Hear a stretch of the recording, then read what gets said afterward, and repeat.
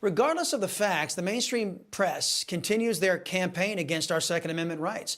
Brazil's new president, Luiz Inácio Lula da Silva, just signed a law cracking down on gun ownership, undoing all the progress that was made by Bolsonaro's administration. When Bolsonaro took over in 2019, Brazil had one of the highest homicide rates in the developed world. Bolsonaro's philosophy was to give guns, to allow guns to go to good people and allow them to defend themselves from criminals. Outlets like the Wall Street Journal, the UK Guardian, and the National Public Radio lambasted him. Nonetheless, as gun ownership increased, homicides plummeted. Joining me now, president of the Crime Prevention Research Center and author of Gun Control Myths, Dr. John Lott. Mr. Lott, you've studied this particular case. How does Brazil showcase the power of the good guy with a gun?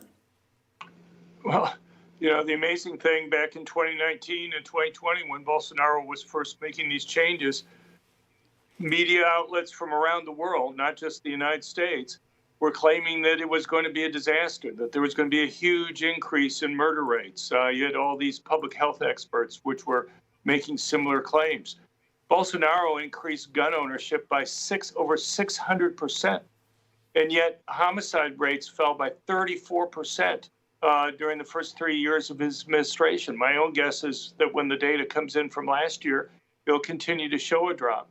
But Lula, a socialist who just barely won in the election that they had last fall, has already, the first executive order that he signed has already banned the sale of ammunition. He's frozen all gun ownership that's there. And he's going to be moving quickly to make it so that people cannot own any guns at all. And, you know, I'm going to be interested to see what happens to all these predictions now that the left is making about how this will make them safer. Because my own guess is just as the huge increase in gun ownership was associated with a big drop in violent crime, we're going to see violent crime go up now. And they pretty much have tried to ignore all their predictions. I haven't seen any apologies from the New York Times or the Los Angeles Times or anybody else about how completely wrong their predictions are. You find even the Washington Post recently just had an article saying, quoting that each 1% increase in gun ownership should be associated with a 0.6 of a percentage point increase in homicides. That would mean a 360% increase in homicides if they were right. Yeah, and I know you've done a lot of investigation here in the United States, too. As gun ownership increased here in the United States, crime plummeted as well.